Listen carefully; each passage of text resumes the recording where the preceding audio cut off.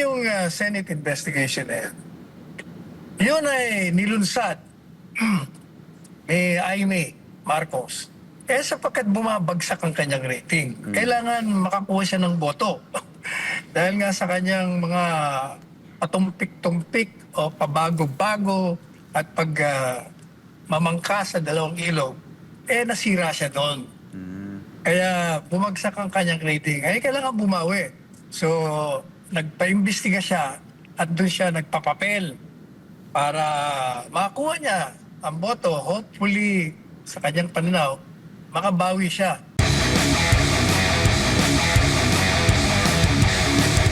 Talagang ganyan ang mangyayari. Ang galaw ng gobyerno will depend on, number one, kung ano magiging desisyon ng Korte Suprema. Pag sinabi ng Korte Suprema sa denial namin petition for writ of habeas corpus na illegal ang ginawa at mali yung pagsuko kay ating Pangulong Duterte at orderin ang mga opisyales na itinimanda na ibalik ang Pangulong Duterte, walang problema. Pero kung halimbawa naman ibang desisyon ng Korte Suprema at ang gobyerno, alam na natin na sasabihin. Sabihin niyan, unang-una, kung hindi binigyan ng pabor ng desisyon ng Korte Suprema, gagamitin nila yun. Pangalawa, sasabihin na naman nila, meron tayong kasunduan sa Interpol. The usual, ang kanilang mga sasabihin at itutuloy nila. Maliban na lang kung yung pagtanggi ng taong bayan ay maging visible, physical na makikita talaga. Kung halimbawa, yung INC, yung 1.8 million na lumabas noon, ay lumabas na muli. At dagdagan pa ng iba't ibang grupo ng ating lipunan, ibig sabihin talagang ang gobyerno, administrasyon, hindi maaari magsawalang talagang gagawa sila ng paraan para ma-neutralize. Otherwise, mapapalitan sila. Yan ang kasaysayan ng ating bansa na pag merong masyadong maling paggawa ng isang iloklok sa kapangyarihan at sagad na ang pasensya ng taong bayan, ito ay nag-aalasa. At dahil sila naglagay sa kapangyarihan, sila rin ang magtatanggal. So yan ang senaryo.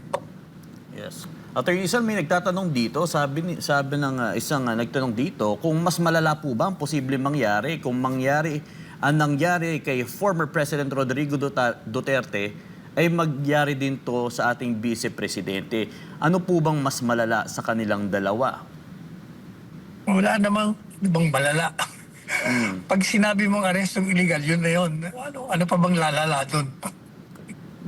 Wala nang hihigit doon sa pag-arestong illegal. Talagang kailangan ikot siya para mga panya dahil ang kanyang ama ay nakakulong. Somebody has to take PRR this place. Kaya nangangampanya siya. Maliban pa dun sa kinakampanya niyang kandidato ng partido, nagdagdag siya ng dalawa. Si Presidente Duterte naman, nagdagdag din niya sa kanya ng dalawa. Ang inyong lingkod naman, ako naman ay Duterte 5 plus 2. Duterte 5 plus 2. Yung iba, Duterte plus 2 plus another 2. Sabi ko nga sa iyo, alam mo, sabi ng iba, nalilito sila. Iba daw, hindi. Alam po. Uulitin naman natin.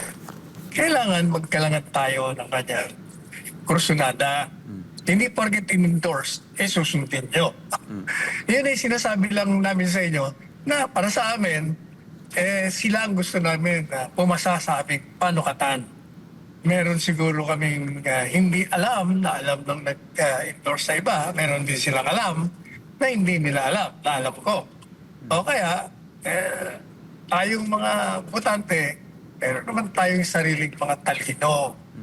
Yan kung gusto nila naman. Kung ayaw niya naman, wala pa rin problema. Basta sinasabi lang namin, para walang sisihan. O, di ba? Yung mga in-endorso natin noon, mga nag-endorso noon, di ba? Puro nagsisisi na, tumihingi pa ng kapatawaran dahil nagkamali. O, kaya mismo yung nag-endorse kayo, no? Pag-aralan niyo mabuti. Mamaya, sisisihin niyo na naman ako dahil in-endorse ko. O, ayan. Maraming salamat, Attorney Sal. At sa ibang balita ay hindi sang-ayon si Pangulong Ferdinand Marcos Jr. sa sinabi ng kanyang kapatid na si Senador Amy Marcos na ang iligal na pag-aresto kay dating Pangulong Duterte ay may political na motibo. Ayon kay Senator Amy Marcos, ito ay bahagi ng plano ng administrasyon para pabagsakin ng mga Duterte bago ang halalan sa 2028. At dapat imbestigahan ng ombudsman ang ilang opisyal ng gabinete dahil dito. Mariin namang itinanggi ni Marcos Jr. ang ganitong pananaw. Ang tanong po, Attorney, ano ang masasabi nyo sa mungkahi ni Amy na dapat imbestigahan ng ombudsman ang mga opisyal na sangkot sa illegal na pag-aresto sa pagpapadala sa ating former president? Una-una, yung pagtanggi ni Pangulong Marcos Jr. sa payag ng kanyang kapatid, natural lang yun. Talaga namang umuo siya. Pangalawa, yung sinasabi politika, itong programang ito ang nauna sa lahat. Na nagsabi na ang nasa likod ng lahat ng paninira kay Inday Sara, nung sinimulan pa lang yan, sinabi na natin sa programa kami ni Ana, na yan ay politika lahat yan. Kailangan nilang siraan si Inday Sara at ang kanilang tinutuunan ay ang 2028. So, tayo pa nga nagsabi, hindi malayo na ito, tatanggalin nila i-impeach. Nangyari nga na lahat yun. At susunod yan ay si PRD, nangyari na rin yun. Lahat nga nangyari na eh. At ang programa natin ang naunang lahat na nagbigay ng pagsusuri niyan. Yes. Ngayon, yung pangatlo, ano mo yung Senate investigation na yan? Yun ay nilunsad ni Amy Marcos. Sapagkat bumabagsak ang kanyang rating, kailangan makakuha siya ng boto. Dahil nga sa kanyang mga patumpik-tumpik o pabago-bago at pag mamangka sa dalawang ilog, nasira siya doon. Kaya bumagsak ang kanyang rating. Kailangan bumawi. So, nagpa-imbestiga siya at doon siya nagpapapel para makakuha niya ang boto. Hopefully, sa kanyang pananaw, makabawi siya. Pero gaya ng sinabi natin, yung investigasyon, wala ka namang makukuha bago doon. Sapagkat lahat na natuklasan doon, alam na ng lahat. Pinag-aara, sinasabi lang, ano ba? Illegal? Dati namang illegal, lahat. Kaya madami nang nagsabi niyan. Programa natin, programa ng iba, mga nagsusuri. Ang nagsasabi lang na hindi illegal, siyempre yung mga kalaban, yung mga abogado na nababahiran ng politika kasi ayaw nila si Duterte. Kaya kahit na alam nila na mali, nagbibigay sila ng kinokorek nila. Kagaya, alam mo, may napanood na naman ako kagabi. Itong dating Justice Tony Carpio. Ito, love natin to. Dahil proud natin to, ito. In-initiate ko pa ito. Magaling.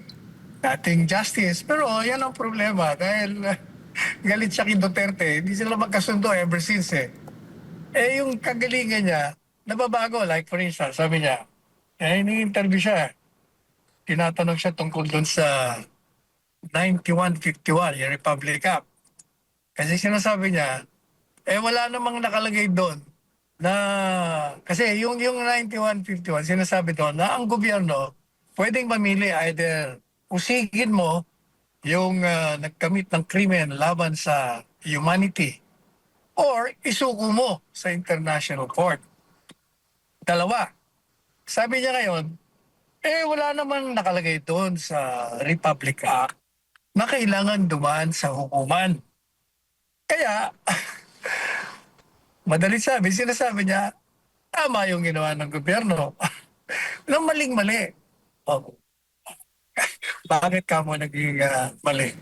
Number one, kung titingnan mo yung provision na yun, ang unang-unang sinasabi doon, when public interest requires the government can either proceed with the investigation or surrender yung inahabla.